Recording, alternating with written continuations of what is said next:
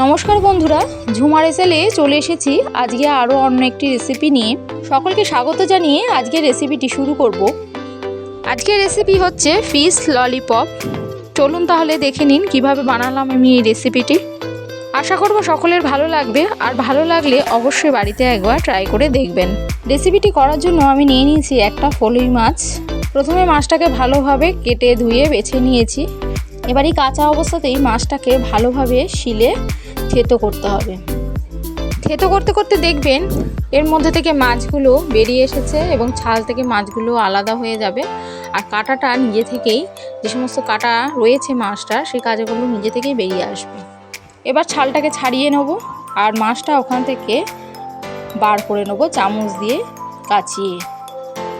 এর ফাঁকেই দেখবেন কাঁটাগুলো নিজে থেকেই আলাদা হয়ে বেরিয়ে গেছে।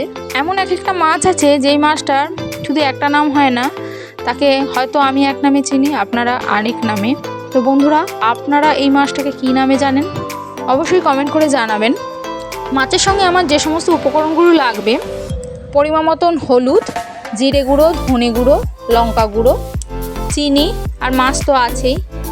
এরপরও লাগবে হচ্ছে একটা চাট মশলা, আর সামান্য নিয়েছি রসুন বাটা আর আদা বাটা, ঝালের জন্য কাঁচা লঙ্কা আর পরিমাণ মতো নুন। দুটো মাঝারি সাইজের পেঁয়াজকে কুচিয়ে নিয়েছি, আর একটা আলুকে সেদ্ধ করা রয়েছে। কড়া বসিয়ে তাতে পরিমাণ মতন সর্ষে তেল দিয়ে নিলাম। এবার এর মধ্যে এক এক করে সমস্ত উপকরণগুলো দিয়ে দেবো। প্রথমেই আমি পেঁয়াজ কুচো দিয়ে দেবো। পেঁয়াজটা একটু হালকা লাল লাল করে ভেজে নেবো। এই সময় সামান্য একটু নুন পেঁয়াজের মধ্যে আমি দিয়ে দেবো। পেঁয়াজটা সামান্য ভাজা হয়ে গেলে এর মধ্যে দিয়ে দেবো আদা বাটা আর রসুন বাটা। খুব সামান্য পরিমাণে নেবো, কারণ মাছটাও খুব সামান্য। ঝালের জন্য কাঁচা লঙ্কাটাও দিয়ে দিলাম। সামান্য চিনিও এতে অ্যাড করে দেবো। ভালোভাবে এরপর কষিয়ে নেবো যতক্ষণ না আদা আর রসুনের কাঁচা গন্ধটা চলে যায়। এরপর দিয়ে দেবো মাছটা। কাঁচা মাছটা পেঁয়াজ আদা রসুনের সঙ্গে ভালোভাবে একটু ভেজে নিতে হবে। ভালোভাবে কষানো হয়ে গেলে এরপর বাকি সমস্ত গুঁড়ো মশলাগুলো আমি যে একসঙ্গে রেখেছিলাম সেটা সম্পূর্ণটা একসঙ্গে দিয়ে দেবো। তো বন্ধুরা, আজকের রেসিপিটি যদি সকলের ভালো লেগে থাকে তাহলে অবশ্যই একটা লাইক ও শেয়ার করে দেবেন। আর আমার পাশে থাকার জন্য চ্যানেলটি সাবস্ক্রাইব করে রাখার অনুরোধ রইল। আর আমার পরবর্তী ভিডিওর আপডেট পাওয়ার জন্য পাশে থাকা বেল আইকনটি অবশ্যই প্রেস করে রাখবেন।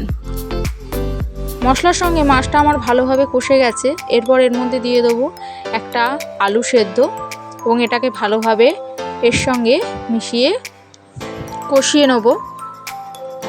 যে সমস্ত বন্ধুরা নানা রকম রেসিপি ট্রাই করতে ভালোবাসেন তারা অবশ্যই একবার এই রেসিপিটি নিজেরা করে দেখবেন।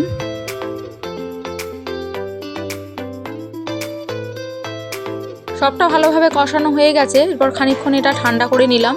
এরপর ছোট ছোট গোল গোল করে বলের আকারে শেপ করে নেব।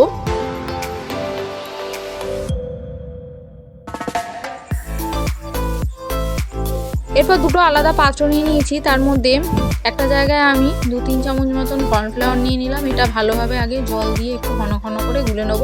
এই কর্নফ্লাওয়ারের বদলে আপনি ডিমও ব্যবহার করতে পারেন। আর নিয়ে নিলাম ব্রেড ক্রাম্ব, এটা আপনারা পরিমাণ মতন নেবেন। আজকের এই রেসিপিটি এতটাই টেস্টফুল হয়েছিল যেটা যতক্ষণ না আপনারা নিজেরা ট্রাই করবেন ততক্ষণ কিন্তু বুঝতে পারবেন না। তাই বন্ধুদের বলছি অবশ্যই একবার ঘরে করে ফেলুন আর খেয়ে দেখুন কতটা টেস্টফুল রেসিপিটি। এরপর মাছের যে বলগুলো আমি তৈরি করেছি সেটা প্রথমেই কর্নফ্লাওয়ারের মধ্যে একটু নাড়িয়ে নিলাম।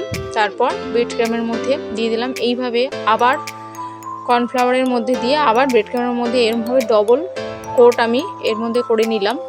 এইভাবে প্রত্যেকটা বলকে আমি আগে এরকম কোট করে রেখে দেবো ব্রেড ক্রাম্বের মধ্যে, তারপরে একেবারে ভাজবো।